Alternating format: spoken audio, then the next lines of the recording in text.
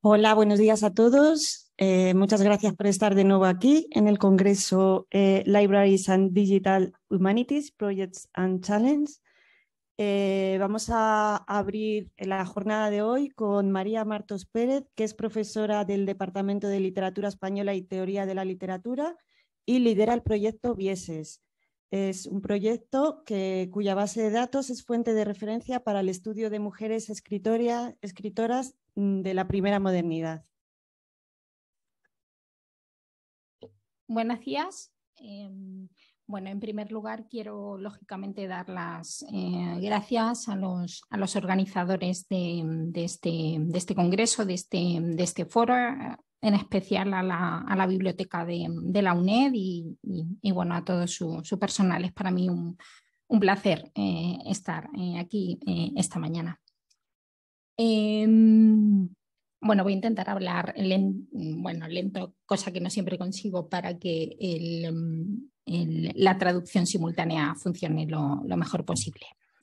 Mi objetivo esta mañana es presentarles el proyecto Vieses con el objetivo de aportar sinergias y puntos de contacto que nos ayuden a esbozar, ¿verdad?, el diagnóstico de las humanidades digitales en el panorama universitario español y europeo, desde la experiencia concreta de un grupo de investigación.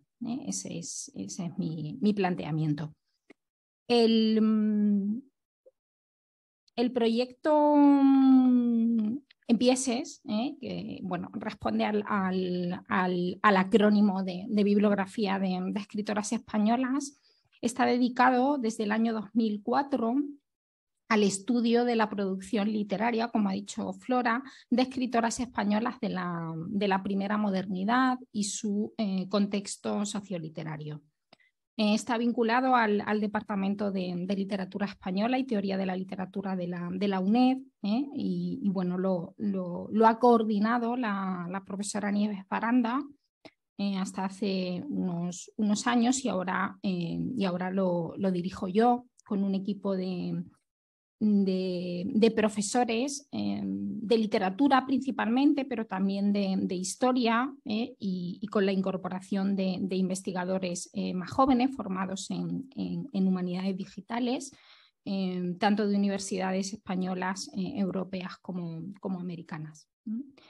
El proyecto ha sido financiado desde 2004 por sucesivos planes I+D+I del llamado Ministerio de Educación y sus sucesivas denominaciones. Desde su inicio, Vieses ha incorporado a su metodología de trabajo las herramientas digitales, y aunque bueno, quizás estamos lejos de los logros alcanzados en otros países, y digo que estamos lejos porque no recibimos la suficiente financiación principalmente. Esta innovación digital siempre ha formado parte de nuestro planteamiento de trabajo, con las dificultades, porque me va a interesar más poner de relieve las dificultades que los investigadores compartimos cuando abordamos estos planteamientos. Me gustaría empezar por compartir con ustedes cuál ha sido el punto de partida de nuestras investigaciones. Solo en fecha muy reciente, hablando lógicamente en términos históricos, se ha atendido a la producción cultural de las mujeres y sus figuras como artistas o como productoras culturales. Las teorías feministas, que empiezan a tener acogida en España muy tarde, en la década de los 90, y otras corrientes críticas como la historia social o privada, son las primeras que empiezan a poner de relieve el silenciamiento de las escritoras. También articulan nuevos planteamientos críticos que inciden en la causa de ese olvido e inician su incorporación al discurso historiográfico. Este olvido o ausencia es aún más marcado en el caso de las autoras españolas, por ejemplo, respecto a otros países como Francia, Italia o Inglaterra, y lo es aún más para las escritoras anteriores al siglo XIX. A partir de la bibliografía que se ha ocupado del asunto, desde un punto de vista cuantitativo, bueno, les muestro en la diapositiva un panorama de números de escritoras distribuidos por siglos. Es sencillo, pero me parece muy elocuente. Los números no dejan lugar a dudas sobre, primero, la existencia y segundo, el interés de esta producción literaria y la necesidad de estudiarla. El proyecto Vieses nace, por tanto, de esta necesidad de completar, recopilar y sistematizar los textos y las fuentes informativas de la escritura femenina desde la Edad Media hasta 1800. Este trabajo de recopilación, catalogación y sistematización de la información se ha hecho a través de una base de datos que atiende tanto a lo literario como a lo biográfico, histórico y sociológico, con el objetivo de dar respuesta a preguntas fundamentales sobre, como vengo diciendo, las escritoras españolas anteriores al siglo XIX. ¿Qué preguntas queremos responder? Pues, ¿cuántas fueron en total? ¿Quiénes eran? ¿Qué perfil social tuvieron? ¿Dónde vivieron? ¿Qué tipo de obras escribieron? ¿Dónde publicaron? ¿Quién las leyó? Las premisas para la recopilación y sistematización de los datos que hemos seguido son las que voy a resumir seguidamente. Siempre le estoy dando hacia atrás a la diapositiva. A ver, las bases de esta base de datos y de este planteamiento de investigación tiene que asentarse en una investigación rigurosa que parte siempre de las fuentes documentales y secundarias o bibliográficas y que contrasta toda la información de primera mano. Manejamos un concepto de escritora que no responde al tradicional de autor literario porque supondría posiblemente eliminar buena parte de las mujeres que escribieron. Incluimos en la base de datos a cualquier mujer que tenga alguna producción escrita o oral emitida en términos de libertad expresiva individual o colectiva, lo que abarca desde cartas e informes oficiales hasta las obras literarias en sentido estricto, compuestas en castellano, pero también las que se escriben en todo lo que en aquellos siglos era el Imperio Español, es decir, Países Bajos o Portugal, y también en otras lenguas españolas oficiales.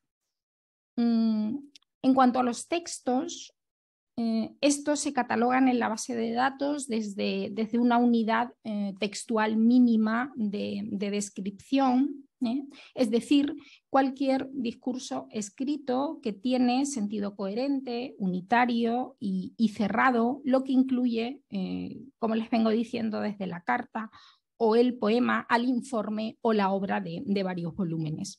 Así, los datos bibliográficos no siempre corresponden a la unidad de descripción bibliográfica estándar en la que podemos pensar, es decir, el libro, sino a unidades menores para cuya descripción se hacen constar los datos de autoría y título, dándole una ubicación dentro de una unidad bibliográfica mayor o libro en la que se inserta.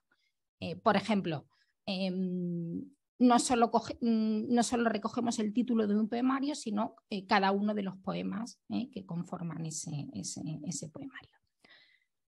Se recoge también cualquier información que plasme en los textos sobre la identidad de la escritora, por ejemplo, la rúbrica de los poemas, relaciones, así como otros documentos administrativos y datos sobre recepción, que valoramos en términos de visibilidad. En estas autoras es muy relevante, o son muchas las referencias que encontramos a obras perdidas, por lo que en gran número de ellas tenemos indicios de que tenían una producción mayor, que lamentablemente no se conserva o que está escondida en alguna biblioteca. Se trata de una información que hay que manejar con cautela, pero que es fundamental para la construcción de una realidad histórica más ajustada.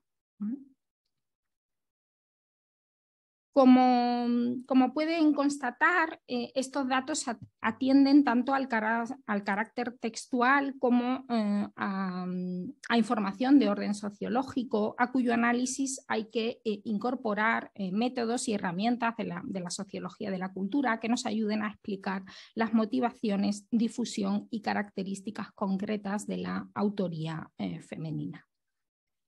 En la actualidad, la base de datos Vieses es el recurso de referencia y todo el equipo investigador estamos muy orgullosos para la investigación de las escritoras españolas de la primera edad moderna y un paradigma de estudio, creemos, para la escritura femenina de otros países, y alcanza en torno a las 15.000 referencias. Está enlazado a la Biblioteca Nacional de España y a los metabuscadores de muchas bibliotecas universitarias. Voy a continuar avanzando sobre las investigaciones que estamos desarrollando. Las investigaciones de Vieses en la última década se han enmarcado en metodologías de análisis cuantitativo. El punto de inicio ha sido el desarrollo de un conjunto de herramientas basadas en tecnologías de la web semántica que se ha aplicado al corpus textual objeto de estudio, como les vengo diciendo, que son las obras de escritoras desde el siglo XV hasta 1800. Dentro de este corpus general hemos trabajado exhaustivamente los paratextos de obras impresas entre 1497, que es el año en el que se publica el Vita Christi de Isabel de Villena, que es la primera obra impresa en España por una mujer. Entonces, estos paratextos desde 1497 hasta 1800.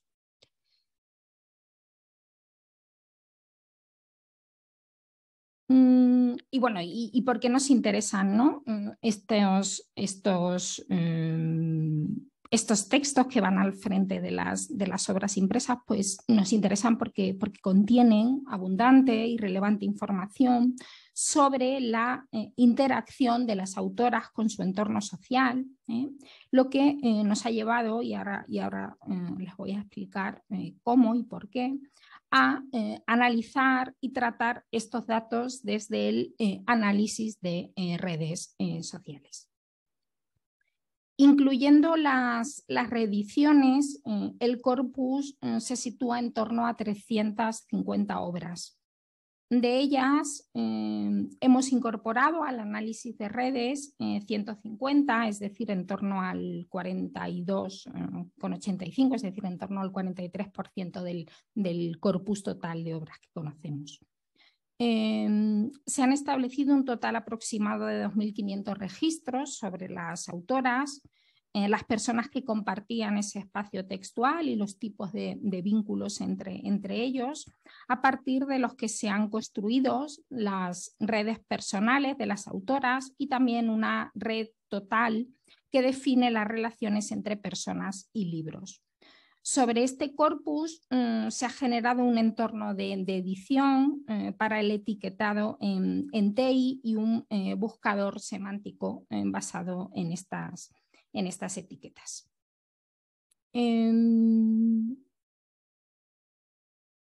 ¿Qué aporta la visualización de redes a nuestra investigación literaria? En primer lugar, nos ayuda a extraer patrones complejos que están escondidos en las estructuras de las fuentes textuales.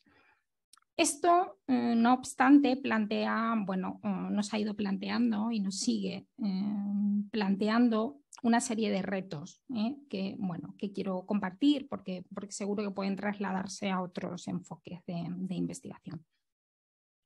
Ustedes podrían estar pensando mientras les hablo que efectivamente es un corpus relativamente pequeño, pero bueno, la producción literaria femenina lo es y bueno, 350 obras puede que no sea mucho, pero es toda la producción que hemos conseguido reconstruir.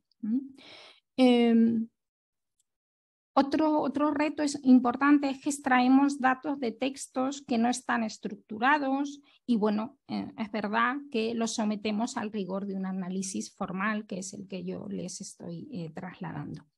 Y hay una última pregunta a la que tenemos que enfrentarnos, una última cuestión es cómo sistematizamos la interpretación textual.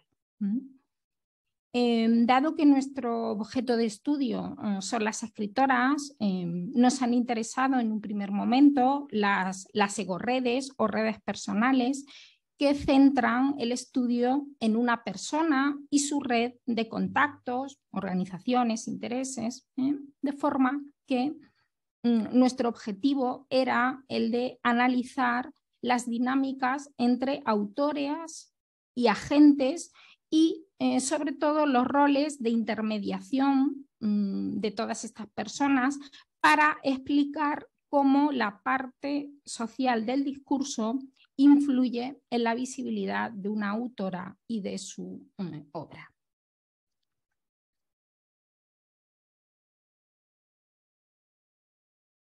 ¿Con qué datos trabajamos? ¿Cómo los extraemos y cómo los hemos codificado? En mi experiencia y en la de mi equipo, nos enfrentamos a dos dificultades principales. La primera, a la que ya me refería, es cómo extraer esos datos de un conjunto heterogéneo de textos que podemos llamar que no estructurados.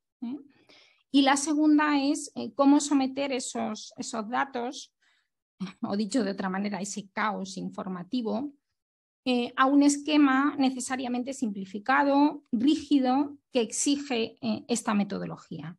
Es decir, por concretar, ¿quién va a formar parte de la red? ¿Qué relaciones entre escritoras y agentes vamos a codificar? ¿Qué aspectos de las relaciones entre dos actores son relevantes? ¿Y qué atributos nos importa y nos interesa?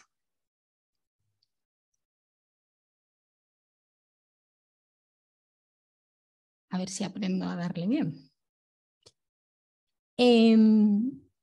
¿Qué datos seleccionamos y extraemos de nuestros textos y a partir de qué preguntas? Bueno, ¿qué define las relaciones entre los actores? La relación la contemplamos nosotras, nuestro equipo, con respecto al libro o el escrito de autoría femenina, es decir, atendemos a las personas relacionadas con la autora en torno al libro.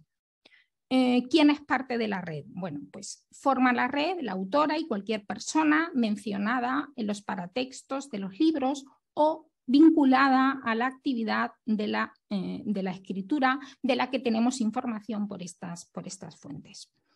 ¿En qué nos fijamos en las relaciones? Bueno, pues nos ha interesado sobre todo las formas de ayuda a la escritura, las formas de obstaculización también de esos proyectos de escritura, qué intensidad tienen las relaciones, cuánto duran en el tiempo estos vínculos.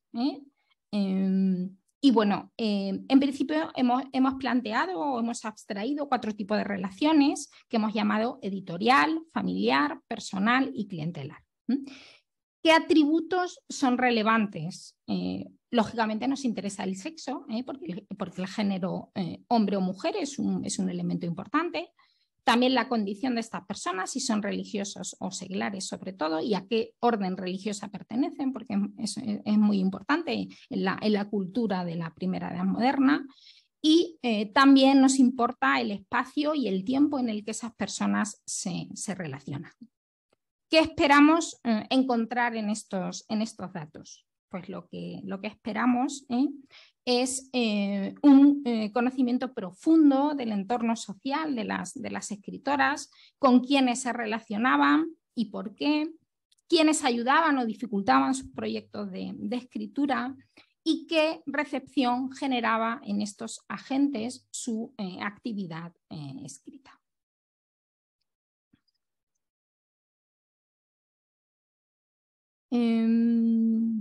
Voy a resumir brevemente, bueno, cómo hemos generado estos grafos.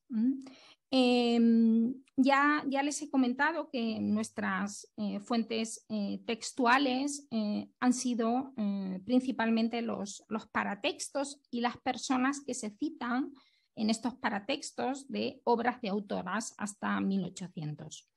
A partir del etiquetado semántico se ha hecho una extracción automática de esta información, de forma que los textos están disponibles en una base de datos nativa XML y la información para el análisis se obtiene mediante consultas en lenguaje query y se generan los resultados en formato XML.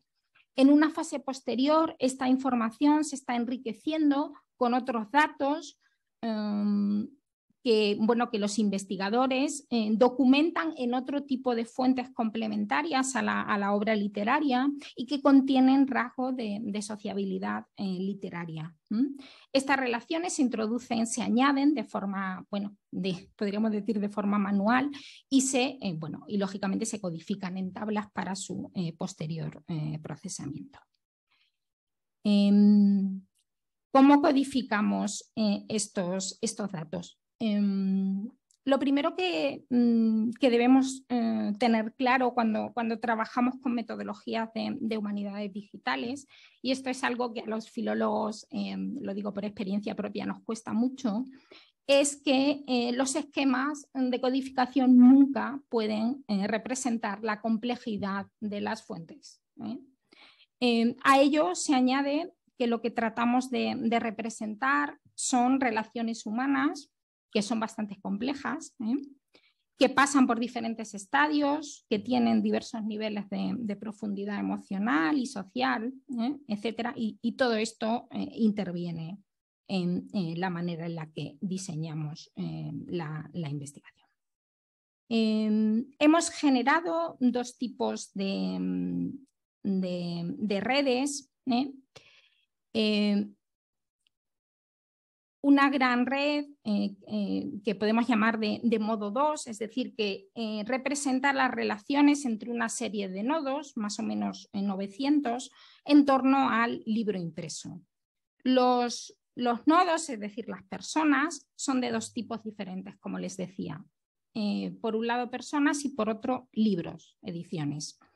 Las personas están caracterizadas por su sexo, condición y orden religiosa, y las ediciones por su fecha y lugar. Y las relaciones analizadas, las llamadas aristas, llegan en torno a 1000.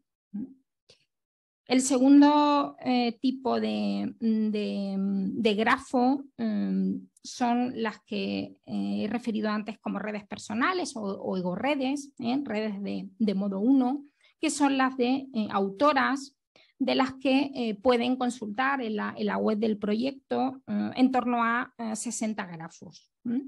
Los nodos son, en este caso, solo personas y tienen los atributos que antes les he referido.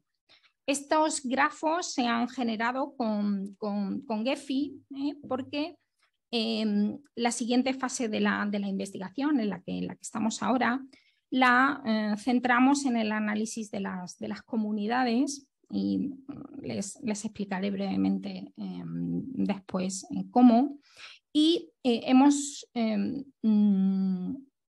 Hemos optado por Gephi porque proporciona interesantes herramientas de identificación y visualizaciones para los clústeres o clases o grupos que pueden formarse entre los nodos por similitud.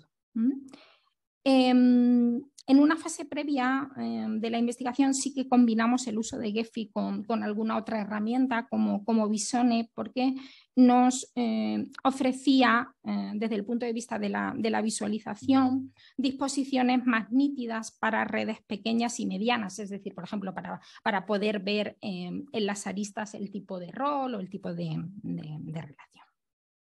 Las conclusiones más relevantes de la identificación de estas relaciones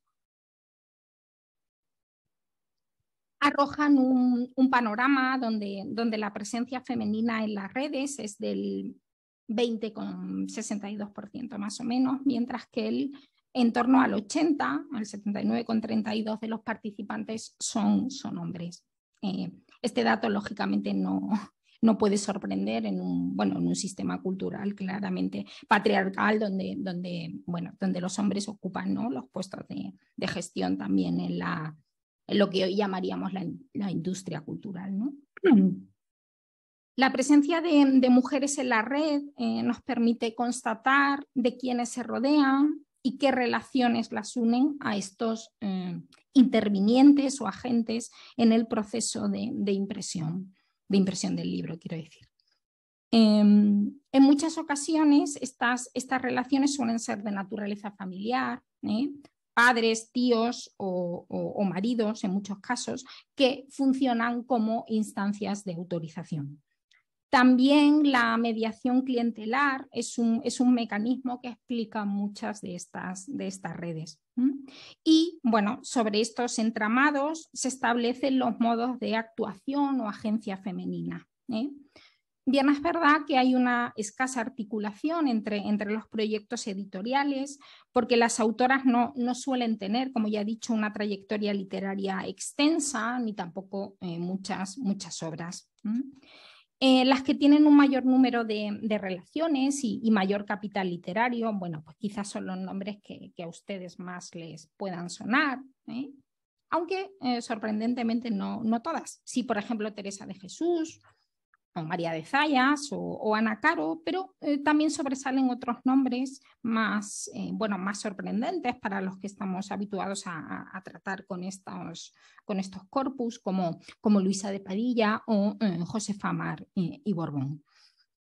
Constatamos también que las redes femeninas frente a las masculinas que han estudiado otros proyectos muestran actuaciones, como les decía, más desarticuladas, donde las autoras no tienen, resultado que era esperable, un tejido relacional amplio ni diversificado y que lógicamente refleja las posiciones más débiles y de escasa visibilidad que tenían o tenemos en el campo cultural.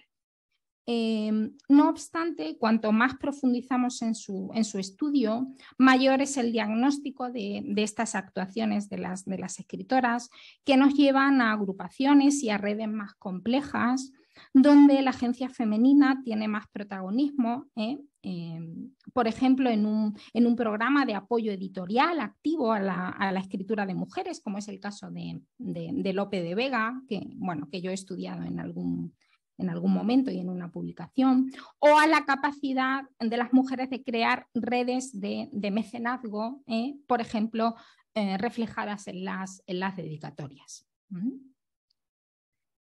Bueno, con esto quería más o menos presentarles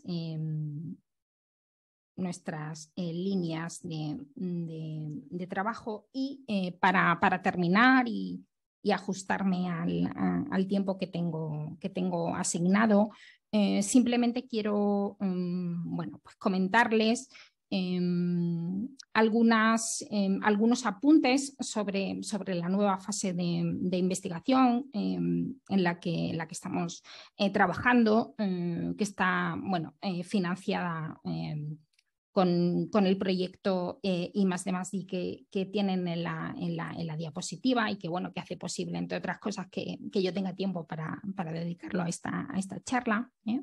Y partimos de los resultados obtenidos en el análisis de redes y ahondamos, como les decía antes, en una línea de estudios sobre comunidades a partir de la detección de grupos marcados por la circulación del texto escrito, que es nuestro objeto de estudio, con el objetivo de indagar en los símbolos que estos generan como elementos de cohesión identitaria.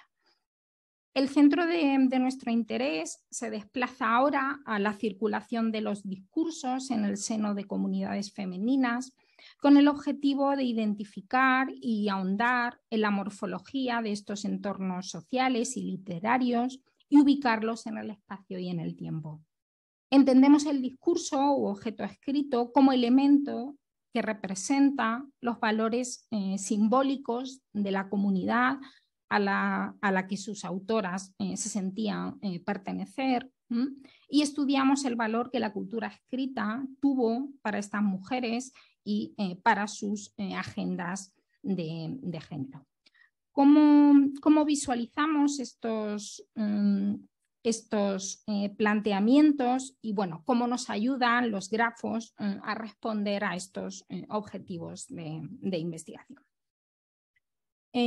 A partir de la red editorial establecida en torno a los paratextos de obras impresas de autoras españolas hasta 1800, que les decía, hemos identificado a través de una serie de algoritmos de agrupamiento una serie de comunidades que son las que se muestran en el siguiente grafo, al que pueden acceder desde esa dirección web.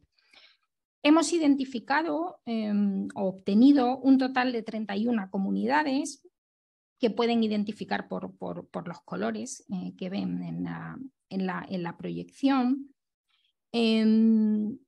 Bueno, este proceso, como digo, procede de la extracción automática de los datos que les he comentado antes, porque detectamos que en torno al 70% de los nodos habían generado una componente conexa gigante que revelaba un subconjunto de nodos que estaban conectados de alguna manera, atendiendo a valores como la vecindad o la cualidad de los nodos para ser transmisores, receptores o portadores.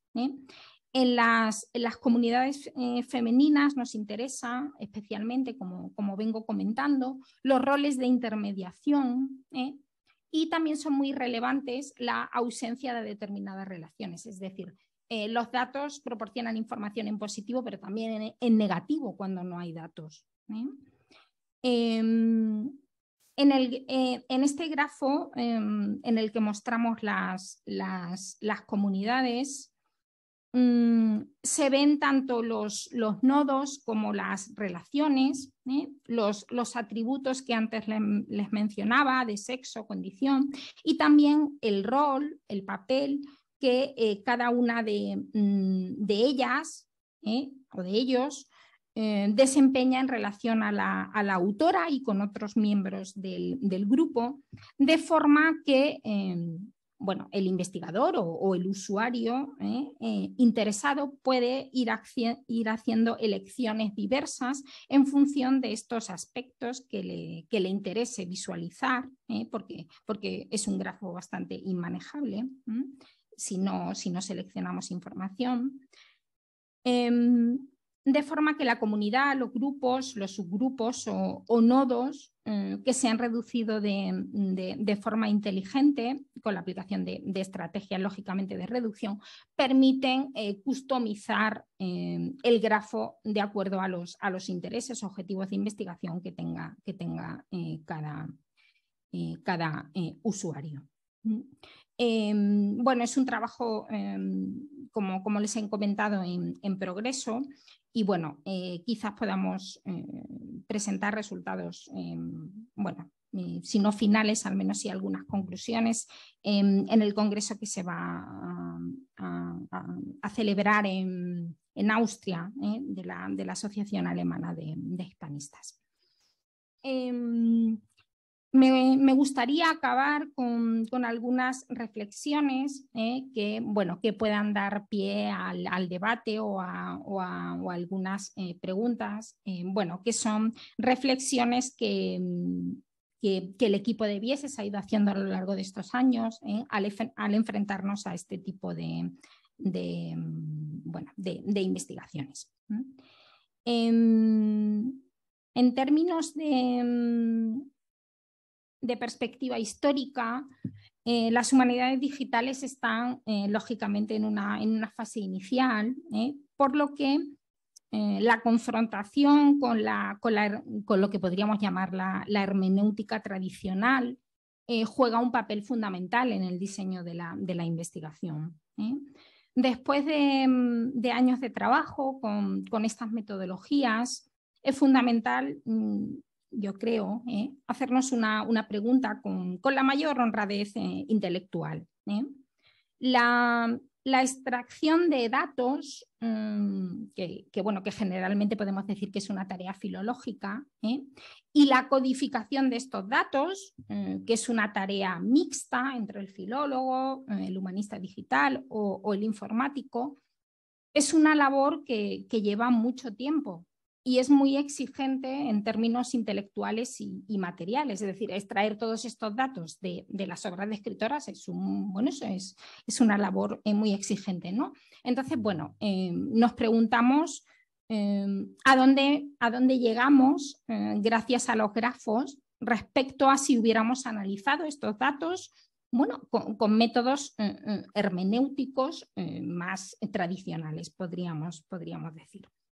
Y yo les voy a transmitir cuáles son nuestras respuestas a esta pregunta.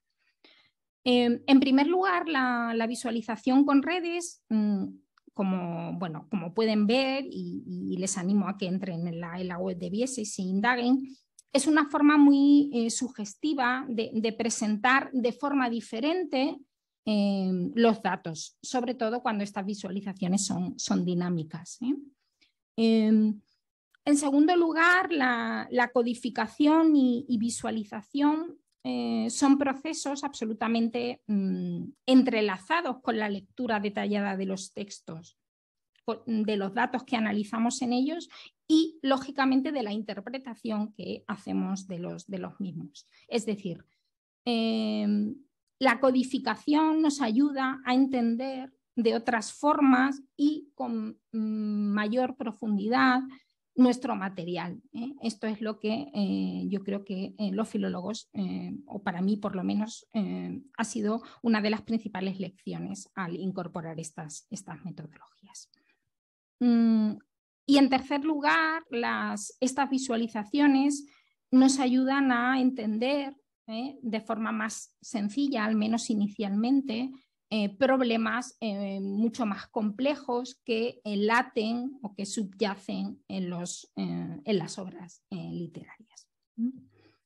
Es verdad que en ocasiones estas visualizaciones nos confirman tendencias que ya sabíamos sobre las escritoras, pero en otras añade conexiones que no habíamos visto con personas que las ayudaron en su empresa literaria, y también identifican patrones de sociabilidad que los datos atomizados no nos dejaban ver.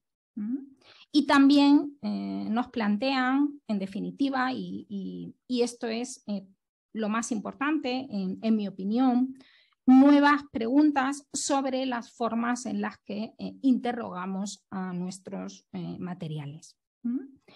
Y con estas reflexiones termino y les agradezco mucho la atención a quienes están aquí en la sala y a quienes nos ven en streaming y espero que alguna de estas ideas puedan dar pie a alguna pregunta, reflexión o comentario, y yo estoy absolutamente a su disposición.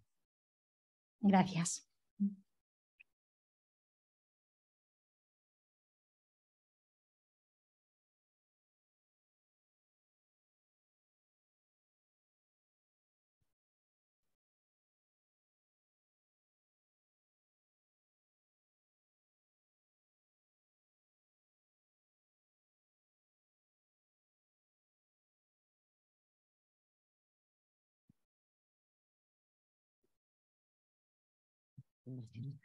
Bueno, muy interesante. Muchísimas gracias, María Martos. Me parece un ejemplo de trabajo. Me ha impresionado los años que lleváis trabajando y bueno, y cómo puedes trabajar y cómo llegar a estos comentarios positivos que yo agradezco muchísimo también.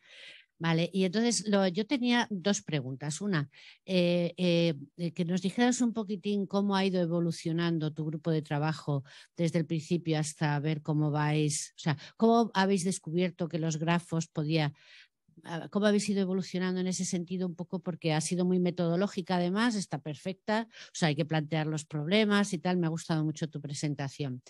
Y luego, ya hacia el futuro, si tú crees que todo esto que habéis hecho, salvo la parte de meter los datos, claro que sería distinta, ¿cómo podéis generalizar? Es un poquito, o sea, si podríais generalizar, por ejemplo, para decir, ahora voy a trabajar, vamos a invertir un montón de tiempo para meter, por ejemplo, las escritoras del siglo XX, yo qué sé, ¿sabes? Gracias, Ana. La verdad es que, bueno, yo no sé si otros grupos, por lo menos en la Universidad Española, sé que en Europa quizás la experiencia es distinta, pero en España los primeros grupos que empezaron a tantear, a trabajar con herramientas digitales, bueno, se enfrentaron prácticamente solos los profesores, los investigadores, a incorporar herramientas pues, que habían oído en un congreso fuera. Es decir, yo no estaba en aquellos años porque me incorporé a la UNED más tarde, pero yo creo que esa fue el inicio de la experiencia de trabajo.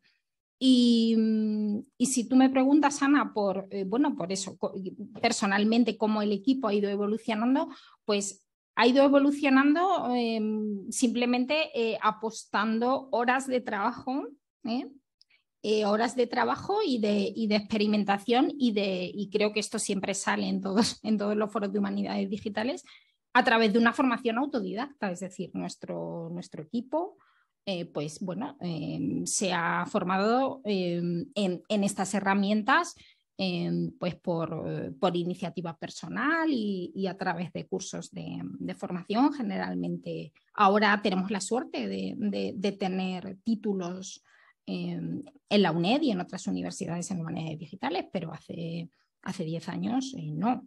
Entonces, por ejemplo, la edición en TI, bueno, pues la aprendimos con el grupo de Women Writers en Boston.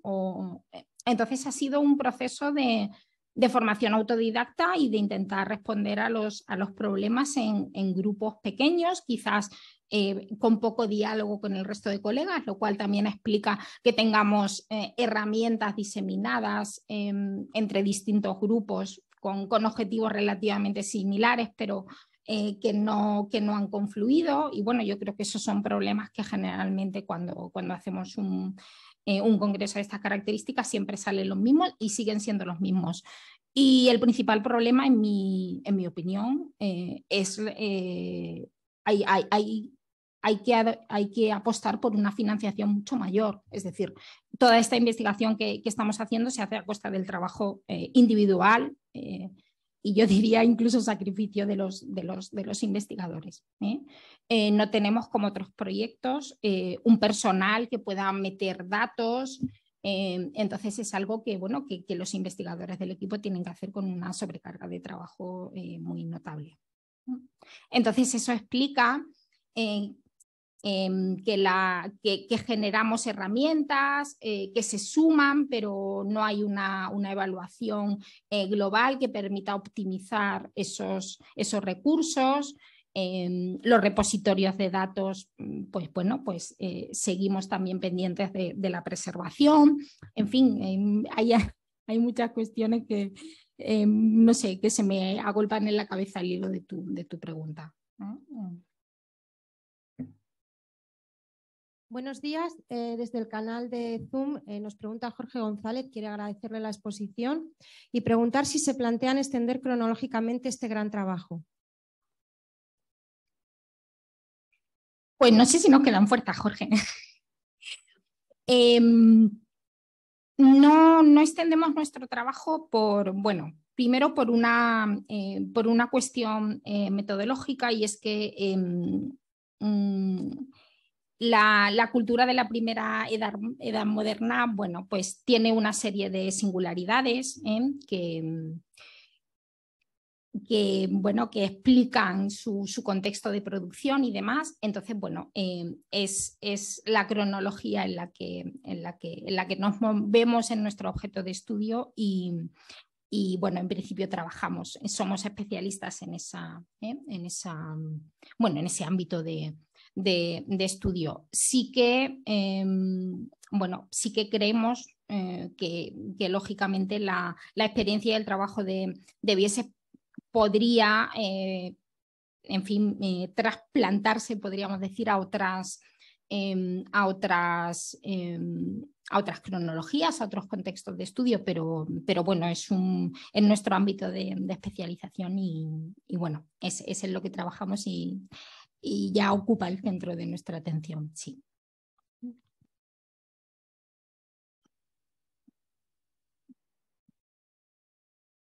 Hola. Yo querría preguntar si, al hilo de todo esto que estás comentando, ¿qué relación hay entre diferentes grupos de investigación que se pueden complementar? Estoy pensando, por ejemplo, en un grupo de investigación que hay en la Universidad Autónoma de Barcelona, que se llama WINC, Women's Invisible Inc., que también trabaja la literatura escrita por mujeres ya en la edad moderna, más a nivel europeo. No sé, no conozco demasiado el grupo, pero querría saber qué relación hay entre otros grupos, españoles o no, que trabajen temas similares. Pues sí, este es un proyecto ERC que dirige la profesora Carme Fons, y bueno, sí que colaboramos.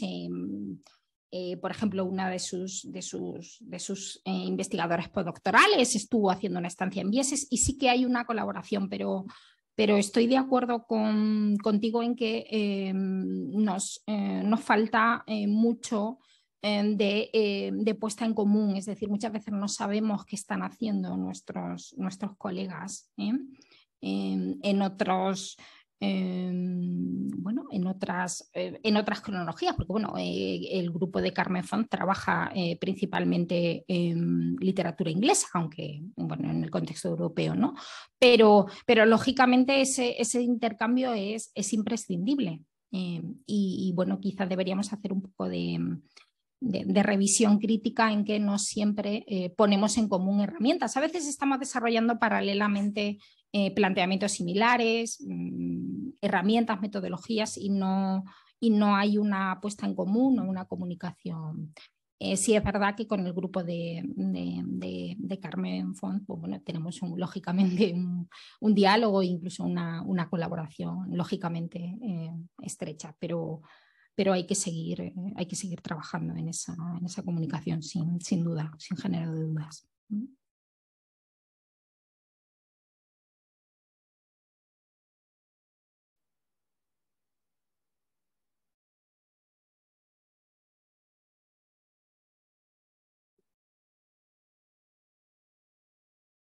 Última pregunta ya, porque vamos un poquito más de tiempo.